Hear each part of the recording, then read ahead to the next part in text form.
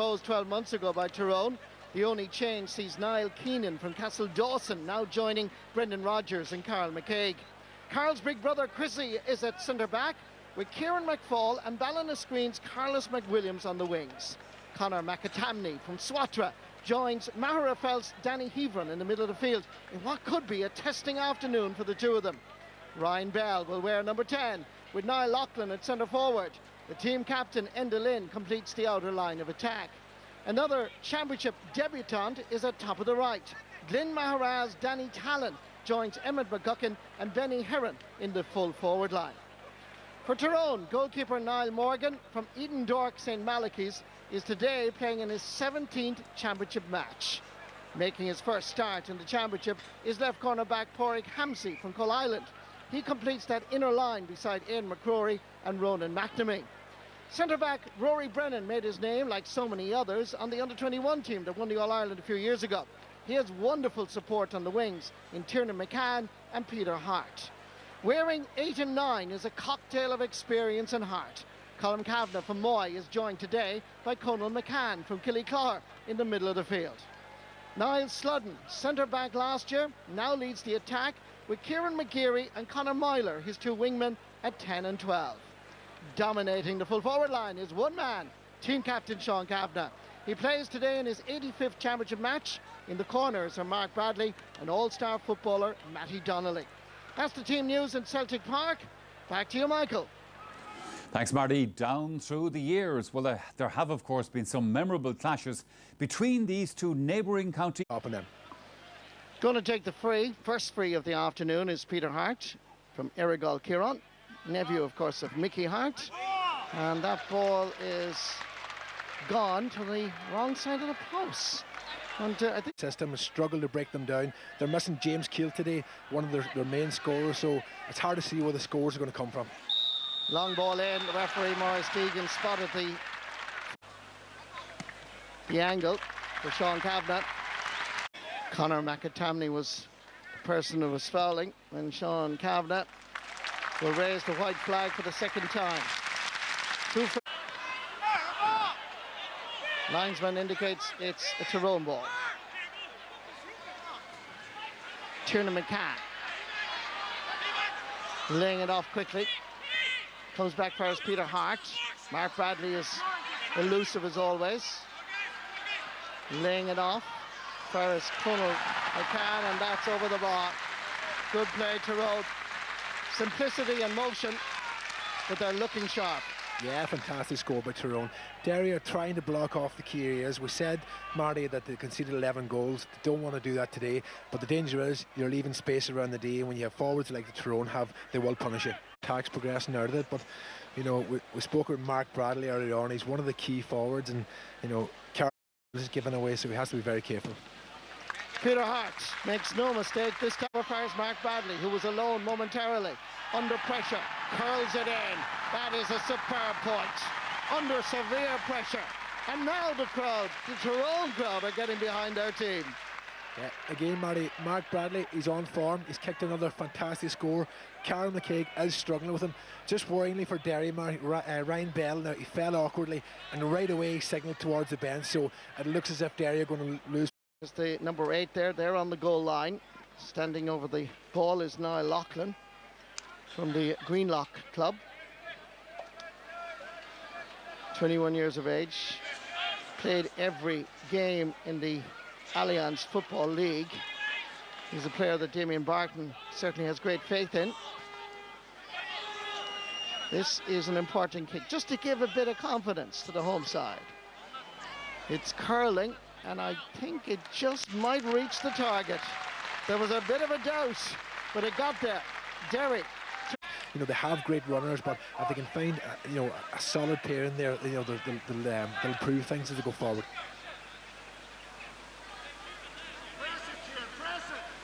Sean Kavanagh came into this match with 9 goals and 169 points scored. Chrissy McCaig got the short kick out. He laid it off for us Conor McAtamney. Niall Loughlin scored a point a moment ago from a free. Has now got the confidence to do it again, this time from play.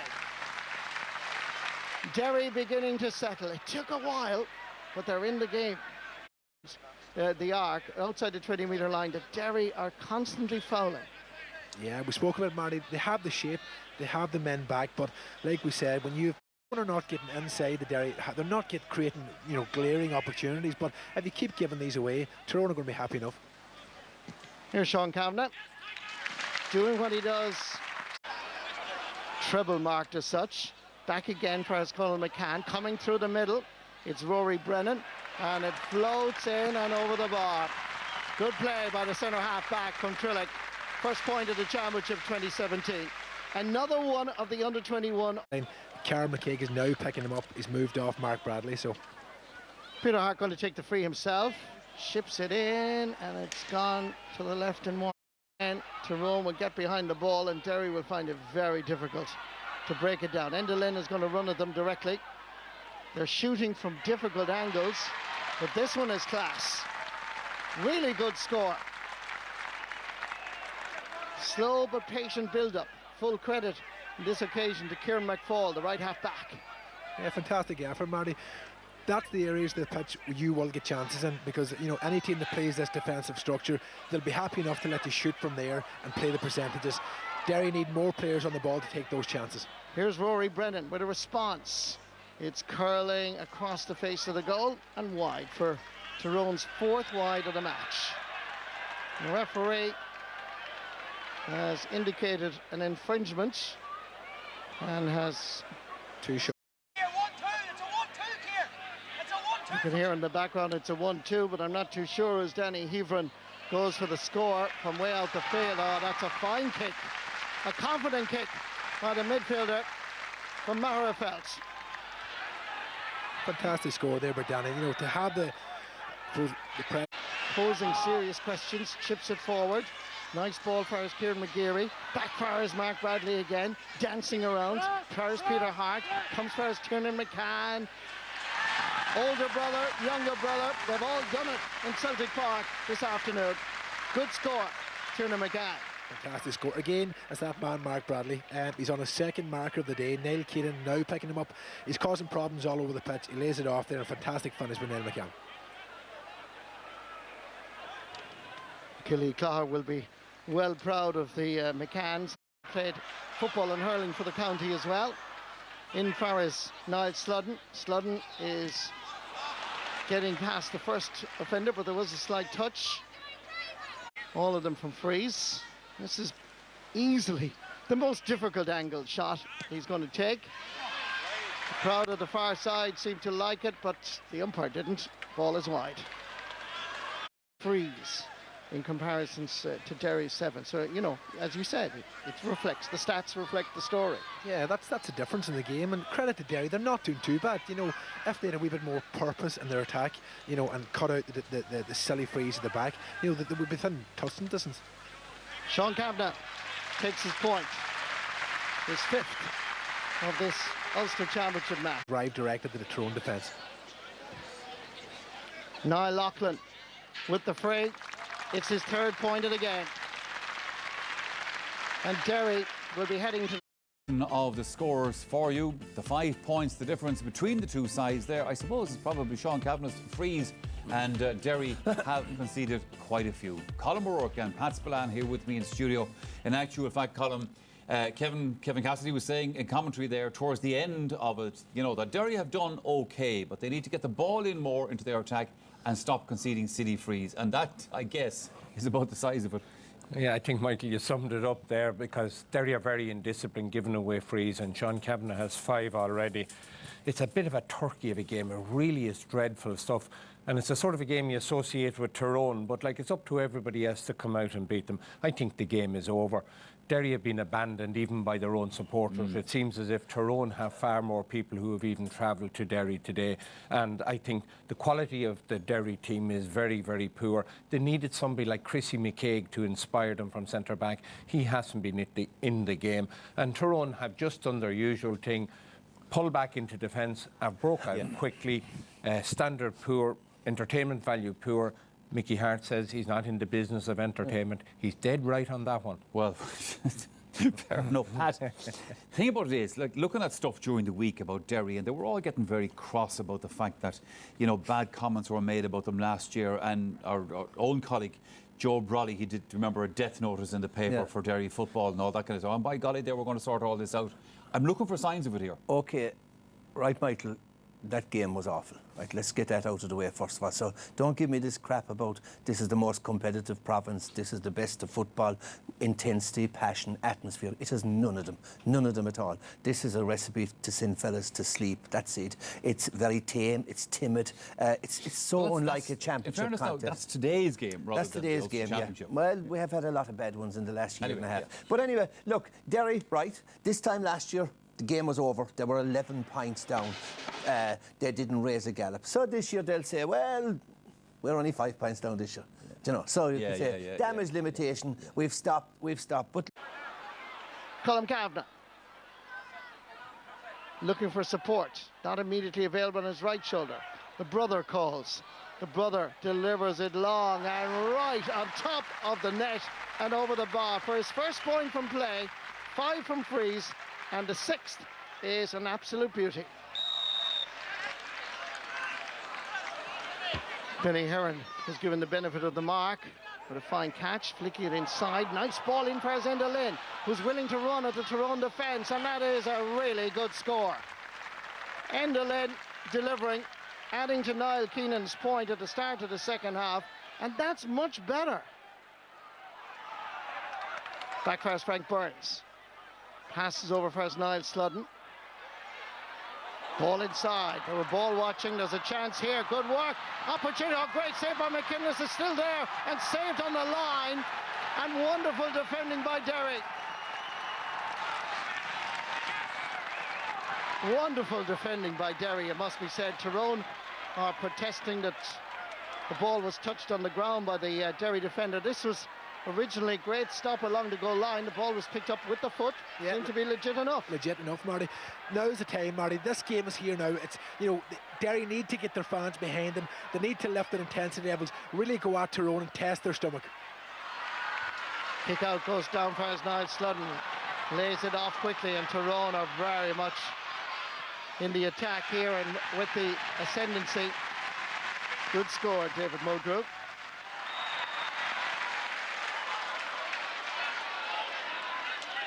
Here comes David Mulgrew. He comes to that man again, Colin McCann, and that's over the bar. It's his second point of the game. And the Killyclare man, a lot of the credit often goes to the older brother, but I think today Colin McCann deserves the headlines. He's performed well, worked hard, and scored 2 really good points. Ball in from McCurry. This one is powerfully hit with the outside of the boot. Eden Dorkman is a really, really good footballer. On today's viewing, Marty, you'd have to say that Donegal will overcome Tyrone, but I know the top, like I said, the top teams are not at their best early doors. Tyrone would have known they're going to face Donegal, probably, so you could see a lift in the next couple of weeks. Here's Lee Brennan.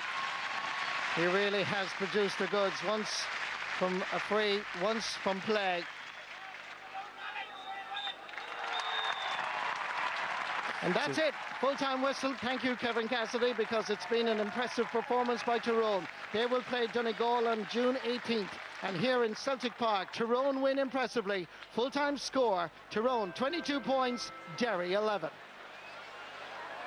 I think we had 5 less shots in them in the first half. I mean, you may not have seen it in the pattern of the game, but there was a stage there. I mean, our decision making was just very, very poor, and when you turn possession over that easily against Tyrone, who brought on a bit of freshness, and we were really punished. I don't like criticising officials, but I think in the early stages there were a couple of decisions went against us that I thought were quite ridiculous, given the fact that it is a physical sport. But you know, I'm not complaining. We were well beat. Well beaten, fair admission from him. What was the big difference between the sides, Tomas, in your view? I think outside of maybe a 15-minute period by Derry, I think they were outclassed all over the field. There's, you know, Chris McKaig had a very good game on Matty Donnelly. Other than that, you know, they just weren't at the races. They were flat. Compared to Tyrone here, we have them circled the amount when they went forward. They had always had runners, they always had options, they were sharp, they were clever. It wasn't a performance from the ages by Tyrone, but they had great fellas coming through. Colin McCann had an excellent outing at midfield. Here we see Derry, and you can see they had guys back, they had plenty of bodies back, but Tyrone pick a pass here. I have actually Benny Hearn 15 highlighted here. McCann just wanders off, he doesn't follow McCann at all. The ball eventually comes out to Tiernan McCann, he pops it over the bar. I think the difference was Tyrone had no problem breaking down a heavy-laden defence, whereas when Derry came up the field, they met this Tyrone defence we're all used to at the moment. There was inside forwards, they never went long, they never kicked the ball in long. They looked disorganised, there was nobody coming off the shoulders, unlike Tyrone on the opposite end. We could have got 3 or 4 examples of this throughout the first half alone. In the second half, Derry did run at Tyrone a lot better, and they caused Tyrone problems, which will Tyrone will have to look at. They'll come up against better teams. But for me, that was a big difference. Because of this running, powerful, strong running by Tyrone, they created a lot more chances.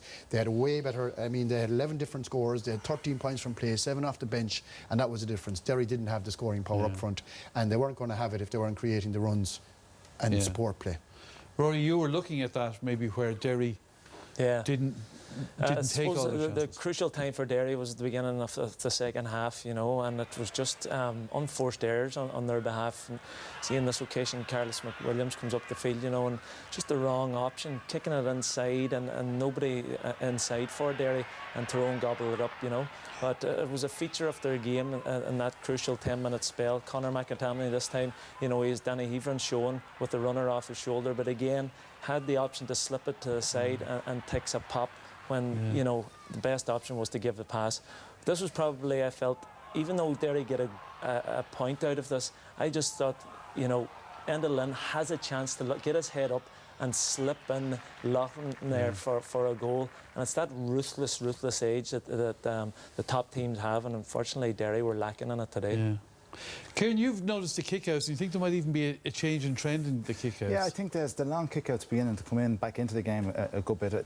Today, 45% of the kickouts were long, which is nearly one every second kickout is going long. And you can see here, Tyrone sometimes used to concede the kickout, but now they're pushing 5-6 men up into position. And when they realise that Derry are going to get out, you see the 3 lads, they turn back to the play, and they'll head back to get in that defensive position. We know they have a very effective system. They defend across the 50-yard line, so the build-up play from Derry is slow. You can see Tyrone have bodies back across that 50-yard line. This is the period where Derry got their dominance, when they won a long kick-out. You can see he takes 9 players out. Tyrone still have 9 players in attacking position, and all of a sudden that blanket defence is out of position. Derry get a good opportunity. Rory's just alluded to it. Could have been a goal here. Point for Enda Lynn. Straight after, we get another long kick out. Again, you can see it's taken the Tyrone guys out of the equation, puts them on the front foot. And that was in that 10 minutes where Derry got into the ascendancy. So it's a possible weakness in Tyrone that they are pushing bodies up. But again, you can see the effectiveness of it here. This is 10 seconds. The ball is over the bar by David Mulgrew. Long kick out, flicked on by Conor McCann. Down the field, ball over the bar. So I think the nature of the game is changing slightly, where we're seeing teams pressing kickouts. The role of the midfielder is beginning to come back into the modern game. Derry weren't effective in midfield. Out of those 45% of kickouts that went long, they lost 70% of them. That gave Tyrone the platform for victory, in my opinion. Okay. One other talking point that concerned Chrissy McCaig and Matty Donnelly. Let's have a look at it here. Is this a red card? It's a straightforward question, I suppose. This is a row between the 2 lads. Well, I think as you can see them tangling, and the thing about it is the linesman can see this. He's right beside it, and why he doesn't, he has the responsibility to draw the attention of the referee to that incident. You can't raise the hand in the modern game. Most players in the current game, they tend to push and shove. If you raise the hand, you can end up in a spot of bother. All right. Time to name our man of the match. Kieran, the nominees. The nominations were, the first nomination was Sean Cavanagh. He still is a major part of the team. 7 points today, 6 from frees, put them over when needed. The second nomination was from Derry, Enda Lynn. He was the one guy who took the game. He went direct at the Tyrone defence whenever he got a chance, and he was a good game for Derry today. And the third nomination was young Colin McCann. Debut championship today, kicked 2 points, and was very effective in winning the midfield battle. And who did you decide to give it to, Rory? Yeah, we went for the midfielder, Conor McCann, making his first championship start. I thought he was excellent today. Big, tall, athletic player, very mobile. Kicked 2 fantastic scores today, and he gives Mickey Hart now another dimension in that middle third. And he might give Donegal a headache to Rory in a couple of weeks' time. Well, congrats to Conall. We did request an interview after the game, but Tyrone declined, but well done to him. Well, now we're going to move to the Connacht Championship, and we head to Ruislip, where